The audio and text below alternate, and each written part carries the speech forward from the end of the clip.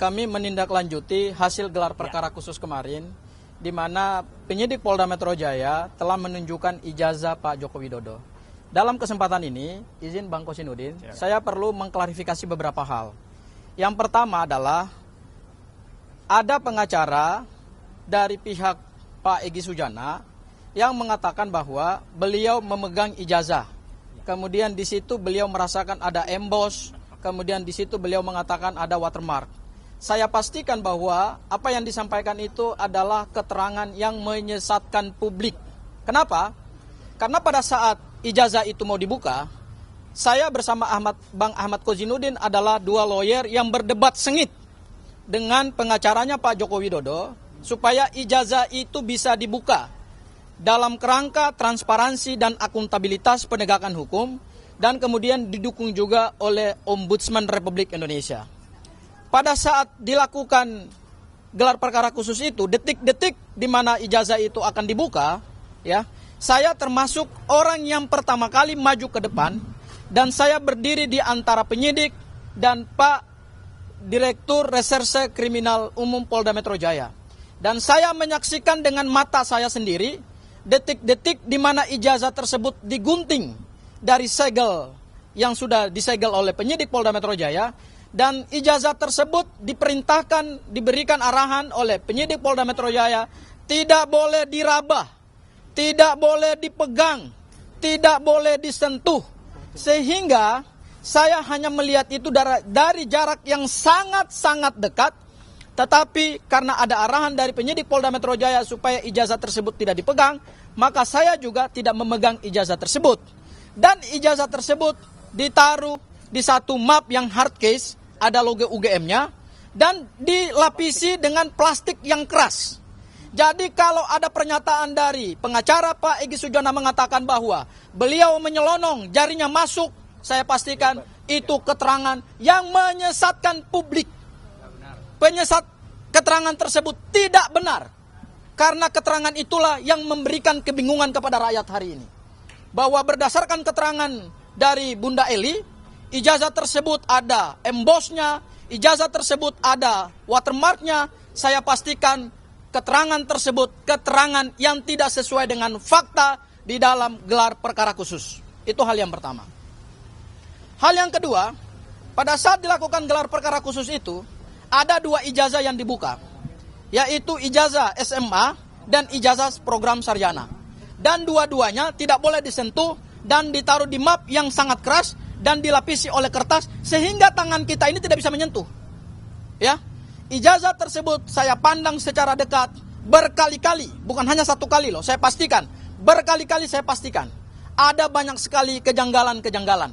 Terutama pertama dari sisi foto. Foto di SMA, di ijazah SMA itu betul-betul kalau kita pastikan itu memang adalah ijazah fotonya Pak Joko Widodo yang berambut gondrong. Tetapi begitu kita periksa secara head to head dengan ijazah program sarjana, itu mohon maaf fotonya tidak sama seperti program SMA. Ya, itu bisa nanti dijelaskan oleh Mas Roy, karena Mas Roy lah yang juga punya kesempatan untuk melihat ijazah tersebut dari jarak yang sangat dekat dan berkali-kali. Hal yang ketiga, perlu saya sampaikan bahwa gelar perkara khusus kemarin tidak memecahkan misteri ijazah Pak Joko Widodo. Gelar perkara khusus kemarin tidak membuka kotak Pandora terkait dengan ijazah ini asli atau palsu seperti yang dihasilkan dalam hasil penelitian Mas Roy dan Bang Rismon. Kalau ada pihak dari Pak Jokowi mengatakan bahwa ijazah ini kan sudah kami buka kepada penyidik dan sudah kami perlihatkan, jadi buat apa lagi mereka berkomentar? Kalau mau pernyataannya seperti itu, mohon maaf, dari awal Pak Joko Widodo jangan membawa ijazah ini dalam penegakan hukum pidana. Karena kenapa? Meskipun ijazah itu dibuka, tetapi tidak menjawab semua misteri dalam perkara ini, tidak menjawab hasil penelitian Mas Roy, karena forum gelar perkara khusus itu bukan forum pembuktian material, tetapi hanya prosedur hukum acara, di mana penyidik hanya memberikan kepastian berdasarkan pasal 38 dan pasal 39 KUHP bahwa barang bukti utama telah disita dan saat ini berada di tangan kekuasaan penyidik Polda Metro Jaya. Kan hanya itu yang kami pastikan. Bahwa ini asli atau palsu, ada embossnya lah, ada itu kan versi mereka. Ya. kuasa hukum Pak Jokowi Widodo mengatakan bahwa ada emboss, ada watermark, ada lintasan stempel. Ya itu kan selama ini yang mereka kemukakan. Ya. Itu kan versi mereka yang selama ini mereka ulang-ulangi. Tetapi secara pembuktian material terhadap pernyataan-pernyataan tersebut tidak bisa dipastikan. Yes. Karena apa? Karena kalau kita mau menganalogikan pembuktian ijazah seperti pembuktian mata uang, seperti yang selama ini dikatakan oleh teman-teman dari kubu Pak Joko Widodo. Pembuktian mata uang saya pastikan berdasarkan peraturan Bank Indonesia nomor 21 tahun 2019 tentang pengelolaan mata uang rupiah. Maka cara membuktikan mata uang adalah Bank Indonesia harus menarik mata uang tersebut, kemudian harus melakukan 3D, yaitu dipegang, diraba, dan kemudian diterawang. Bagaimana kita memastikan ada emboss dan ada watermarknya kalau tidak pernah diraba dan tidak pernah diterawang? Hanya dengan melihat dari jarak yang sangat dekat, kan mata ini kan juga ada keterbatasannya. Ya, itu hal yang ketiga. Hal yang keempat terkait dengan hari ini kami mohonkan supaya tersangka bisa mempunyai akses untuk melakukan uji laboratorium forensik independen. Saya melanjutkan apa yang disampaikan oleh Bang Ahmad Kozinuddin tadi.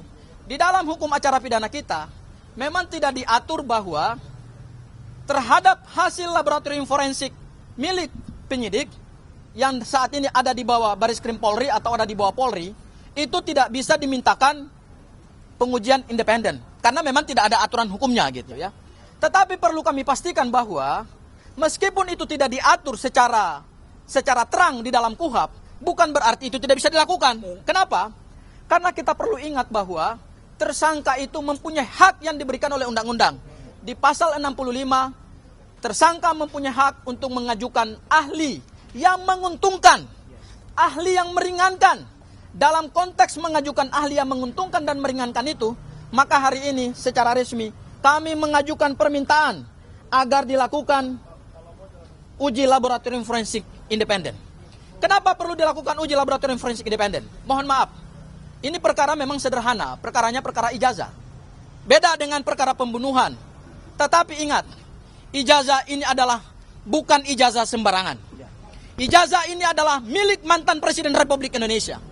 Dan sejarah Indonesia akan mencatat bahwa di tahun 2024 sampai kemudian tahun 2025 sampai tahun 2026 ada seorang mantan presiden yang ijazahnya dipersoalkan. Ada seorang mantan Presiden Republik Indonesia yang dipilih langsung oleh rakyat berdasarkan hasil pemilu yang legitimate dan sudah disahkan oleh negara, ijazahnya dipertanyakan. Tidak mungkin kalau ijazahnya sah, beliau bisa mendapatkan jabatan tersebut. Betul. Tetapi karena ijazahnya dipertanyakan hari ini, maka tentu punya dampak konstitusional dan punya dampak demokrasi dan politik terhadap keberlangsungan bangsa kita ke depan. Oleh karena itu, untuk memberikan kepastian hukum, memberikan kepastian politik dan kepastian bagi perjalanan demokrasi bangsa kita ke depan, maka perlakuan terhadap ijazah ini tidak bisa main-main. Ya, oleh karena itu kami meminta penyidik Polda Metro Jaya untuk memberikan akses kepada ahli kami.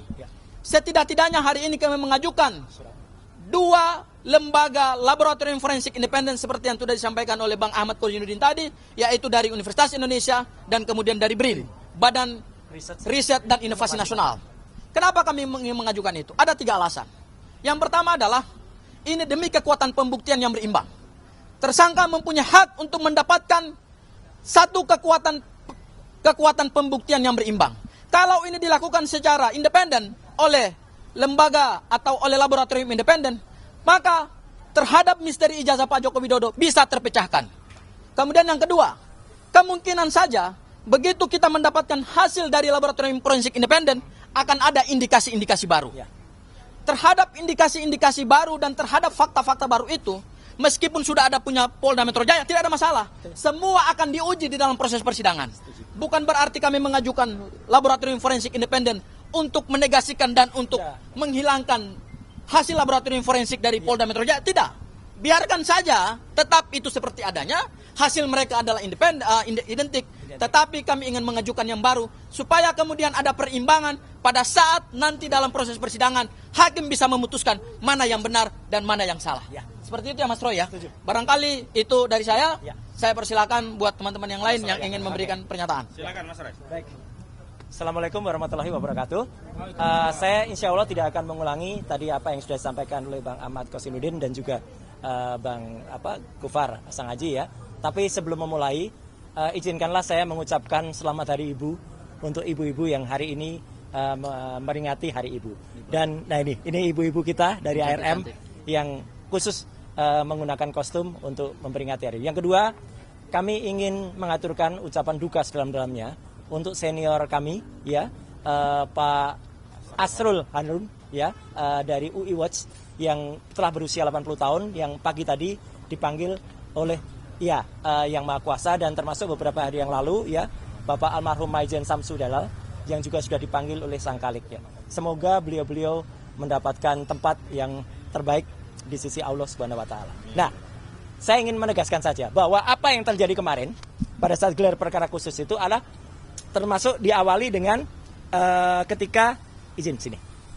Tuh, mic penting ini.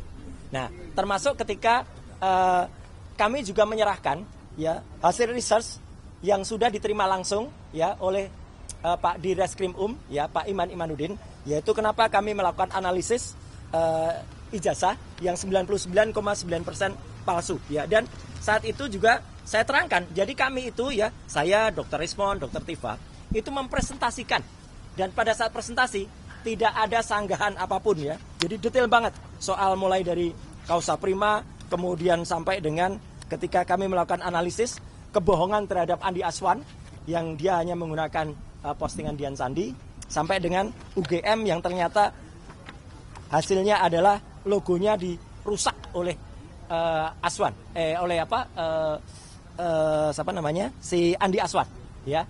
Ketika itu sebenarnya diposting oleh Dian Sandi. Ini sudah diterima langsung waktu itu oleh Pak Direskrim Pak Iman Imanuddin. Izin titip. Nah, apa yang tadi disampaikan untuk sama-sama teman-teman semua itu membayangkan di dalam, inilah map hardcover yang waktu itu ada. Jadi artinya map ini keras dan ini sama sekali tidak keluar dari plastiknya. Ini ketika orang namanya Wahyudi, ini adiknya Iriana, waktu itu menyerahkan kepada Mabes Polri. Kondisinya seperti ini. Bahkan yang aneh sebenarnya, kalau saya perhatikan, di map ini noktah atau kotoran yang ada di sebelah kiri ini tidak terlalu nampak. Kemarin tampak sekali. Saya jadi berpikir, apakah ini barang yang sama? Jangan-jangan ada barang yang lain. Jangan-jangan, sekali lagi. Karena di sini sama sekali nggak ada watermark. Sama sekali nggak ada emboss. Kenapa? Karena waktu itu kita belum mempermasalahkan watermark, belum mempermasalahkan emboss. Jadi jangan-jangan ada modifikasi lagi yang dilakukan terhadap ijazah yang ada di sini. Kenapa? Karena watermark dan embossnya itu tipis sekali. Dan itu hanya secara grafis, secara visual, tidak bisa kami raba. Ya, karena itu sangat mungkin. Kenapa tipis? Karena kalau tebal nanti menimpa semuanya lagi. Nah, nanti saya jelaskan. Kenapa saya bisa melakukan analisis ini? Izin, Pak.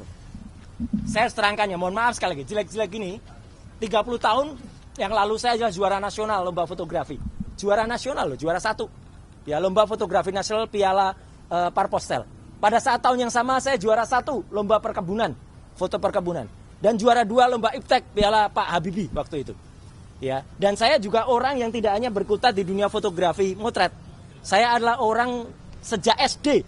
Sekali lagi, sejak SD, sejak tahun 78, saya sudah mencetak foto di kamar gelap sendiri di rumah saya di Pakualaman. Jadi saya mengerti betul apa itu fixer, developer, kemudian pengembang dan lain sebagainya. Jadi foto itu bisa kita cetak sendiri, tapi kemudian hasilnya pun tergantung kualitas bahan kimianya. Saya menulis tulisan panjang di beberapa media bahwa kalau prosesnya tidak benar, maka foto itu usianya kurang dari 10 tahun itu sudah ada tanda-tanda dia menghilang gambarnya atau bluish atau blur ya. Dan itulah yang terjadi, izin, pada ijazah ini. Yang kemarin kita lihat seperti ini. Fotonya sangat jelas, sangat tajam. Sekali lagi saya pastikan, 99% tidak mungkin foto ini dibuat 40 tahun yang lalu. Cetakan ini dibuat 40 tahun yang lalu. Kalau cetakannya dibuat kira-kira baru sekitar 10-15 tahun yang lalu mungkin. Karena sangat kontras, maaf. Sangat kontras. Tidak mungkin foto sangat kontras ini. Apalagi dulu di Jogja hanya ada beberapa studio foto profesional yang saya sebutkan dalam tulisan panjang saya. Ada Star, ada Huasin, ada Likong, ada Arta Duta, Joni Yendarta, Heri Gunawan dan sebagainya. Kita sebagai mahasiswa nggak kuat untuk nyetak di situ. kita nyetaknya di gerobak-gerobak cetak pinggir jalan dengan lampu Petromak. Itu tahun 85. Iya, dan mahasiswa yang nyetak di sana biasanya nyetak pas fotonya pada saat itu jadi. Tapi lihat 10 tahun, 20 tahun lagi, pas fotonya hilang, sudah memburam. Ijazahnya Bang Resmon saja, yang kira-kira usianya baru 20 tahunan aja, gambarnya sudah memudar. Sudah nggak kelihatan lagi itu Resmon atau tidak. Ya, jadi di sini kelihatan benar bahwa ini sangat tidak mungkin. Dan apa yang tadi dikatakan kelihatan emboss dan juga watermark, itu hanya secara grafis. Watermark itu kalau dia ijazah benar, dia sangat tajam seperti ini, maaf. Nah, ini ijazah benar ini. Watermarknya nampak betul. Embossnya pun juga nampak betul dan bisa diraba. Bagaimana kita bisa meraba kemarin ya? Ijazah itu ada dalam stop map dan ada plastiknya. Sekali lagi tidak bisa dikeluarkan atau tidak boleh dikeluarkan. Kalau dikeluarkan kita bisa intip. Ketebalannya kira-kira berapa itu kita bisa intip karena harusnya tebal, tidak setipis itu. Itu ya teman-teman. Dan kemarin izin. Ada yang aneh. Bagaimana bisa Polda Metro memastikan dua ijazah ini identik. Ini dari versi Mabes Polri pada tanggal 22 Mei. Ini pada tanggal kemarin di Polda Metro. Coba lihat, mana yang identik? Ini dikatakan identik. Yang satu saja sudah jelas, satu terlipat. Hitam putih. Dan proporsif. Kalau ini malah logonya proporsif. Segi 5. Kalau ini logonya pating pletrot. Ya, artinya logonya tidak benar karena ini hasil ditarik-tarik. Jadi itu jelas ya, secara teknis saya tetap mengatakan, dan itu langsung saya seperti Bang Rostam. Ketika lihat itu, saya langsung lihat 99,9% palsu. Ya, tetap satu sangat kontras, kedua watermark tidak bisa kelihatan ya secara jelas ya. Ada tipis-tipis tapi itu kayaknya hasil reprinting ulang. Kemudian emboss sama sekali nggak bisa dirasakan. Emboss itu harus dirasakan. Dan yang paling penting juga, ini bagian yang kedua. Ada kebohongan yang kemudian kemarin tampak. Kalau Polda Metro telah mengatakan bahwa bentuk fisik kertas ini telah disita pada tanggal 23 Juli 2025. Setidaknya ada beberapa kebohongan. Kebohongan pertama dilakukan oleh orang namanya Judi Ari. Ya, gitu. Saya mengatakan bukan Budi Ari, Judi Ari. Ya, gitu. Pada tanggal 24 Oktober bersama dengan Freddy Damanik. Yang itu mengatakan kalau ijazahnya asli. Budi Ari mengatakan begitu. Damanik juga mengatakan, bahkan menyebut nama saya. Kalau soal ijazah tanya Roy Suryo aja lah. Gitu. Dia mengatakan itu di depan sumber. Dan dia mengatakan asli. Dan kemarin berusaha berbohong di salah satu TV swasta. Freddy Damanik mengatakan, saya mengatakan scan. Saya putar langsung rekamannya. Ini. Tapi kemudian Mbak Elvira waktu itu tidak menunjukkan karena yang diputar adalah TV lain. Ya, tidak diputar di TV itu. Tapi artinya apa? Dia tidak mengatakan scan, dia mengatakan ijazahnya asli. Itu kebohongan pertama, dilakukan oleh Budi Ari dan Freddy Damanik. Kebohongan kedua, dilakukan oleh namanya Andi Aswan pada tanggal 19 dan 25 November. Yang telah mengakibatkan kerugian material pada seseorang, namanya adalah Michael Sinaga. Wah, itu orangnya. Dia sudah melaporkan dan sukses, teman-teman ya. Harap diingat, Andi Aswan sudah timbul LP karena mengakibatkan kerugian material pada seseorang yang harus hadir di acara itu, tertarik hadir dia karena disebutkan ijazah asli scan. Ternyata palsu, bukan scan. Dan kerugian dan kebohongan ketiga dilakukan oleh siapa? Joko Widodo sendiri. Pada tanggal 9 Desember ada sebuah wawancara khusus yang disiarkan oleh TV. Nah, ini. Ya. Ya, enggak usah disebut TV-nya ya, gitu. Dia mengatakan di rekaman itu ketika diwawancara oleh Mbak Friska Clarissa, ya, dia mengatakan ijazahnya saya pegang kok. Gimana ijazah bisa dipegang? Semenjak 23 Juli sudah disita Polda Metro Jaya. Dan dia mengatakan ijazah sudah dipegang itu pada wawancara khusus eksklusif yang baru ditayangkan tanggal 9 Desember. Jadi setidaknya ada tiga pihak yang melakukan kebohongan pada tanggal 24 Oktober, pada tanggal 19 dan 25 November, dan pada tanggal 9 Desember. Ketika itu diputuskan.